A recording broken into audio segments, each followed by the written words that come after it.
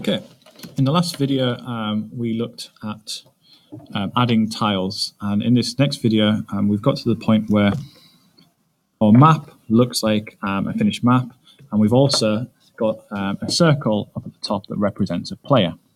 The circle is a new movie clip.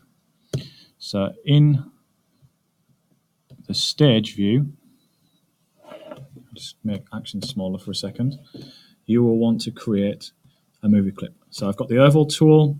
I have given it an outline in this case, and I created a yellow circle for some description. The color is kind of irrelevant. I'm making sure it's the same size as my tiles for now. So once I've created it, and you can constrain the proportions holding shift while you create it, that means it's a circle rather than an oval. Because I've got a stroke, rather than clicking once, I need to double click. And if I just zoom in so you can see that. So there's the stroke on the outline. I'll maybe make that a little bit darker so it's a bit more obvious for a second. When I click the fill once, you'll notice that is selected. But if I double click the fill, it clicks the outline as well. Double clicking the outline, however, does nothing. So by double clicking, that allows me to select the whole thing, convert to symbol, and I'm going to call it player. I've already got a player in my library. I'd click OK, and that would be fine. But I'll get an error saying that the player is already taken. So I'm going to cancel out of that and pretend that we've already done it. So just delete that off the stage. So I've now created it. It's in the library. It's called player. I've then also given it linkage called player, because at some point I'm going to want to add it using code. Because you can see, if I just zoom out from the stage, there's nothing on the stage. So I've deleted that player from the stage once I've created it, and it only exists in the library. Now to the actions, which are on the code layer frame 1 still. And we're only really going to use one frame with nothing on at the moment. And what we can see is from the original file, I've got that all this information in.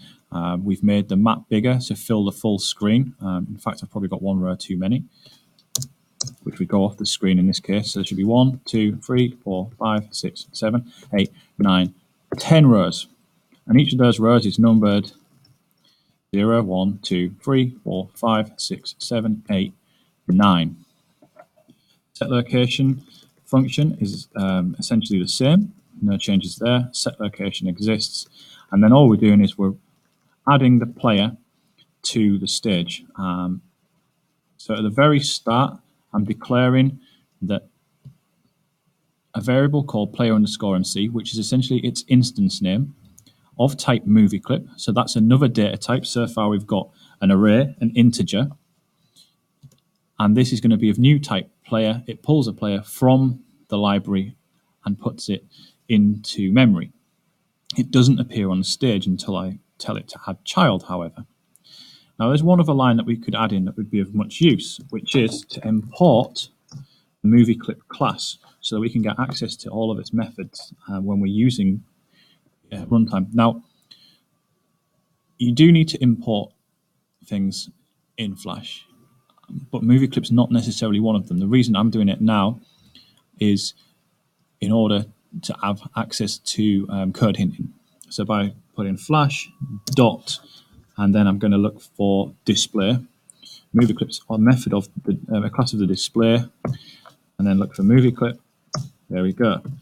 What that will mean is when we start typing things like player_MC and press dot, it will give me a drop-down menu to allow me to find all the different properties and methods I can use. As I mentioned, a movie clip doesn't strictly need to be imported for any other reason than that, because the whole movie that you create is a movie clip. Therefore, it's done by default, but others are not. So after we set location, I'm then going to add the player. The player needs to be added after the location in order for it to appear above the map. If you don't, then it will appear below the map and you won't be able to see it. So I'm setting the position as 0, 0. These values could be anything. I could set the position as being 64, 64, or we could set it based on a specific position based on the tile width. So it could be tile width which is the same value, same position. But then if you timed it by that, so I could say, okay, I want it to be 3 tiles in, 3 times tile width.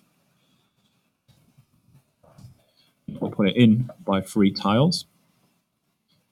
And if I want it to be on the first row, then 0 times tile width. And there we go. That could be a variable that we set. We could have starting position as being 3, 0. And then we could just set that in the variables at the start. So it could be var start position. And this could be 2 variables. It could be start x, start y, or we can create something called an object. Objects are very useful because you can store bits of information with meaningful labels. Right? So these are done inside of curly brackets. And the first bit of meaningful information is I'm going to tell it it's going to have an x. After a colon, I can set that amount. So it will be 0. And y is 0. Then I can tell it that its start position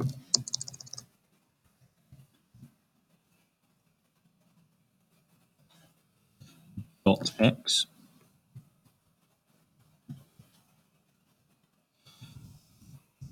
ignore the code in it, and then start position dot y.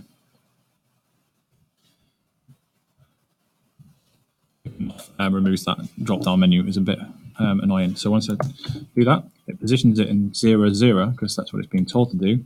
However, if we go back up to the object and say, okay, I want the start position to be 3x, y 0, it will position it across there.